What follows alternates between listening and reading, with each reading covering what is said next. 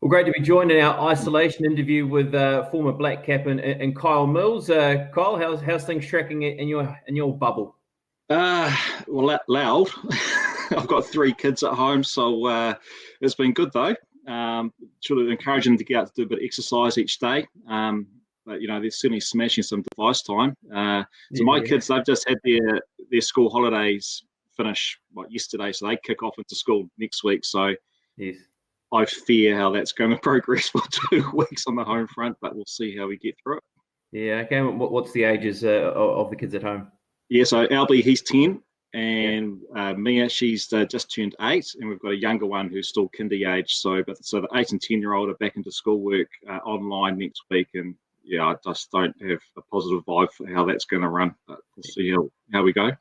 Yeah, right. I think it's been a good positive thing for families too, hasn't it? To be able to have this time where obviously you do have holiday breaks and things, but there's lots of other things going on, a lot of outside noise. This time around, it's time to just spend time with the family. Yeah, no, you're bang on there. Like every day we're getting out, doing a bit of exercise and creating conversations and chatting a bit more, which is good. And it's certainly fed up a bit more time for the South. There's a bit more study for the races on a Saturday, sort of lock myself down and do a bit more SWAT, which is also good.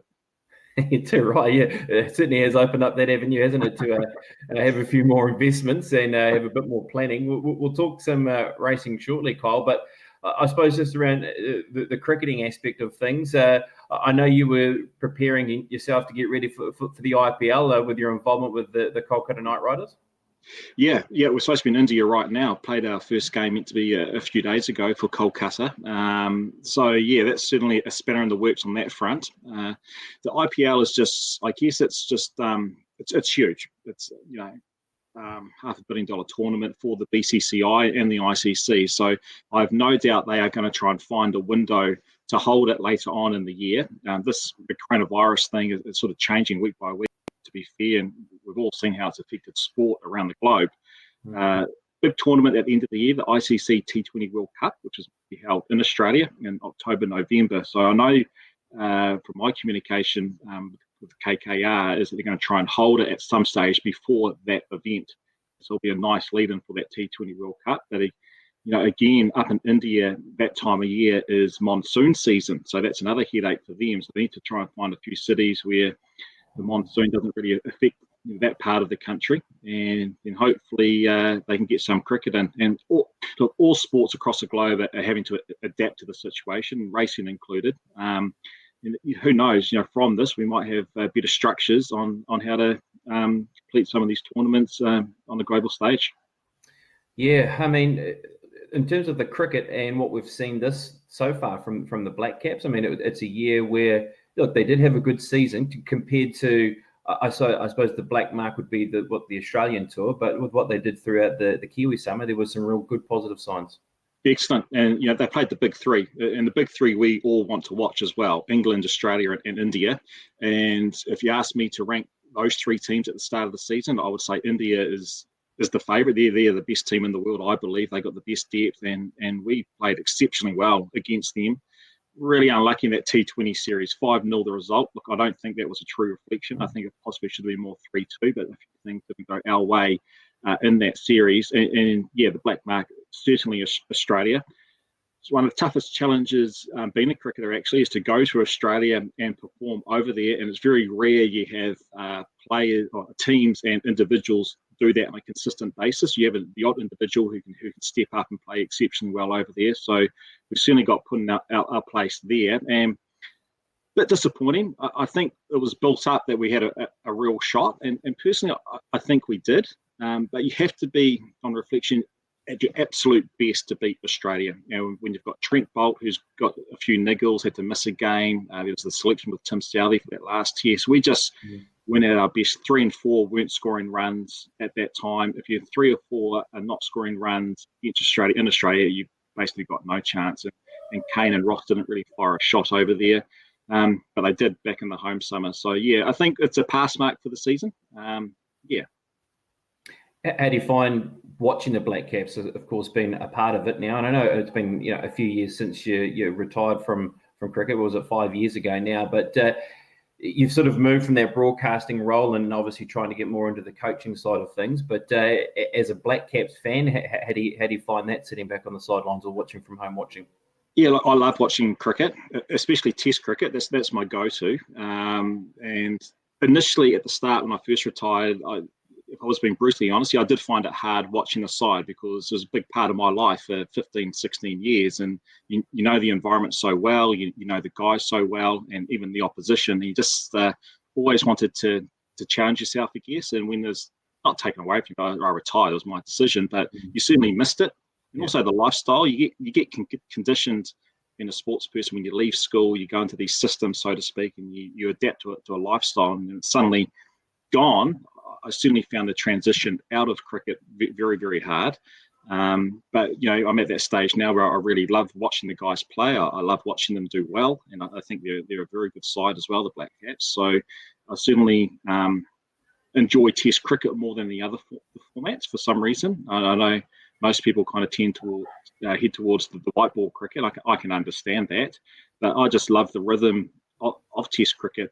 I certainly believe the first hour of the Test match is the best hour of a Test match to watch. I love watching the first hour of any Test match around the world just to see how it sort of progresses. And yeah, that's certainly the format I guess sort of gravitate towards.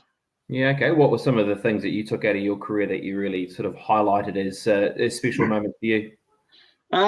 Yeah, I guess there's a few. Playing Test match cricket was the format of the game I didn't really excel at. I struggled at it. But the Test, we had some great Test wins though, at Hamilton in your neck of the woods against England one time, against a very good English side as well. We had a Test win there. Some of the formats in the white ball cricket with 50 over stuff, where with the Champions Trophy finals, we won games over and series over in Australia. We've won tri-series over in England and stuff. And the England tour is always special because a lot of tradition over there. And you just love being in the bus with the guys going around there. We had some great one-day wins up there as well, which is certainly a highlight because there's always big crowds at every game, and they just really love their cricket. They understand their cricket really well over in England, and when you perform well against their side, it's certainly a great feeling. Yeah, and how have you found that transition now to trying to obviously take on more of a coaching role, and obviously want to develop yourself further as a bowling coach? You've taken some roles recently, and obviously built towards this IPL challenge that you're hoping to dive into at some stage. So how have you found that? I've actually found the transition out pretty hard, to be fair. I'm 5 or 6 years deep into it now. Even though you're out, you still love the game. And I often talk about you almost have a degree in that sport of cricket. You just know it so well. You know the other cultures around the world who are engrossed in the sport as well. You understand high performance sport. And so I always still wanted to be connected. So the media stuff I actually really enjoyed as well. It made me, I learned new skills, not to mumble was one, and talk too fast and those sort of things. And I really enjoyed looking at that game from a different point of view up in the commentary box. And from the coaching perspective, my personality is that I generally just want to help people. And so with coaching, you sort of try to pass on advice, and you try to make sure it's the right advice, and just to help people and guide people along. And also being a coach, you're back involved in a team environment again. I love being in a team and a team having a goal. So the IPL is really good. It's a 6 to 7 week tournament. It's nice and short. You can try and build a team with all these different cultures. The West Indian boys, you have to treat different to the Aussie boys and the local Indian fellas. So you try and mould each group of individuals who are obviously very good at cricket onto the same page and trying to achieve something for 7-8 weeks. And I love being in those types of environments as well. All right, well, let's talk now racing. Where did this passion for horse racing come from? Well, I think I had no option. I grew up in smoked, hazed, and beer spilt, spilt carpet of Alexandra Park, to be fair. So I didn't have much of an option. My mother, her father and his 2 brothers trained harness horses. And my grandfather was the starter at Cambridge and Auckland for 25 years. He was the starter there. And they grew up with Roy Purdon, effectively. They all worked together. So it's always nice to catch up with Roy every now and then. He tells me, he knows those people better than me, relations. And my father's side of the family, my grandfather was a vet, and so he worked in the horse game as well. And my dad ended up being a junior driver, and he came through the same ranks as Graham Reeks and Robert Mitchell. Oh. And so that's how my mum and dad met. And I actually had my first birthday over at the Inter-Dominions in Sydney. I think they went over for a drinking trip, and the horses was the second part of the equation. And because Graham Reeks had a horse over there called Katie's Command. So from a very, very early age, I was kind of thrust into that type of environment. Yeah. And I love being around horse people. I find there's many characters in the horse game, and I admire them a lot as well. It's most people just see the game on a Saturday afternoon, but she's 24/7. Christmas Day, boxes need to be mucked out, horses need to be fed and looked after, and so they work. Horse people work bloody hard, and they big long hours, sometimes with a little reward as well, but they stick it out. And I love talking to horse people about their lifestyles as well. Yeah, and I know you've sort of been involved with a stable beforehand as well, and sort of helped that sort of morning routine. Yeah, I did. Gareth Dixon, harness trainer, is a very good friend of mine. I used to pop out there in between tours just to sort of soak up that environment and be with the horses. I like being with horses.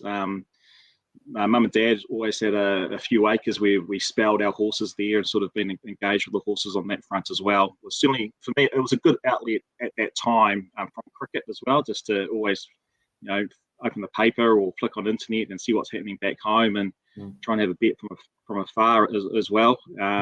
So it's not just the betting as well. I love being around the horse, the breeding aspect of the game, and I follow both codes. I sort of brought up in the harness racing game, but I've certainly, when you watch the movie Phar Lap a good 500 times and the Bone Crusher movie just the same as a kid, you kind of gravitate towards the thoroughbreds as well, and that's certainly my focus. And the last sort of 10 or so years, I love the racing from Australia.